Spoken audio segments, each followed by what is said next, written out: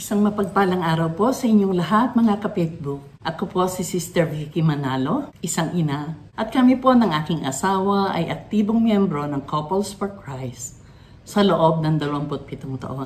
Isa pong malaking karangalan na maging bahagi ako sa pagninilay para sa pagbasa sa araw na ito na kung saan ang ating paksa ay hango kay St. Luke chapter 1, 39 to 45. Sa pagbasa pong ito ay makikita po natin ang pagkakaiba ng mga babae noong araw sa nangyayaring kasalukuyan na isa rin po sa nagiging problema ng ating mundo.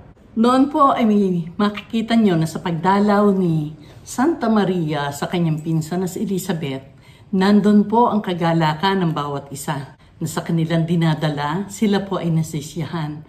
Lalo na nga po nang batiin ni Maria si Elizabeth.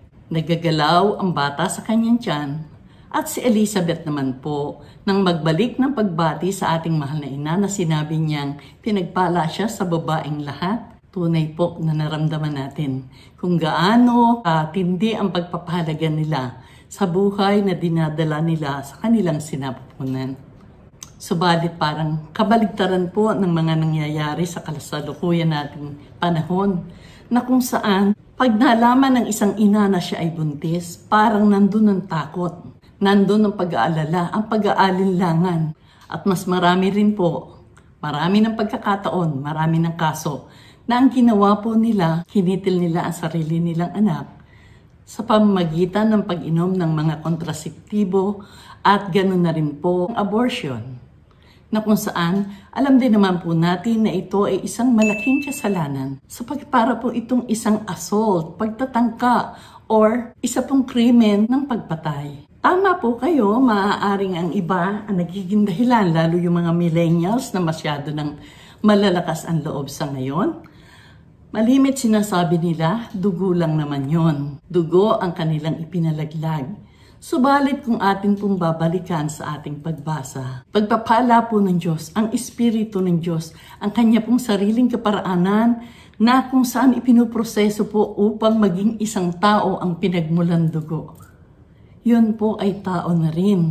Hindi lamang po natin binigyan ng pagkakataon na ang Diyos, ang Kanyang kapangyarihan, ang Siya mismong gumawa para ito ay mabuo at magkaroon nga ng buhay. Mapalad nga po tayo ng mga narito sa ating relihiyon, ang Roman Catholic, sapagkat tayo na lang po ang natitira na naninindigan at lumalaban laban sa mga bagay na pumupuksa ng buhay.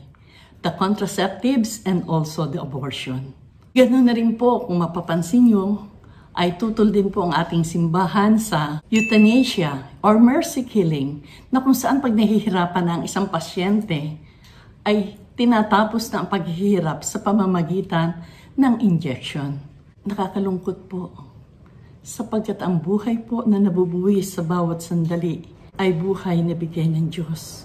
Buhay na dapat nating pahalagahan at buhay na dapat nating pagyamanin. So mga ka-Facebook, narinig po natin ang aking pong pagninilay para po sa pagbasa ngayon sa araw na ito.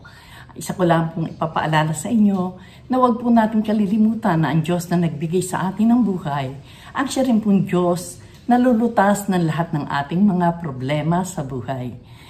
Tumawag lang po tayo, magtiwala at manampalataya. Hindi po tayo mabibigo. Sa mga gusto pong mag-subscribe, dito po, please subscribe on facebook.ph, YouTube channel, download the Facebook app, or visit and register at www.facebook.ph. Maraming salamat po and advance Merry Christmas sa inyong lahat. God bless!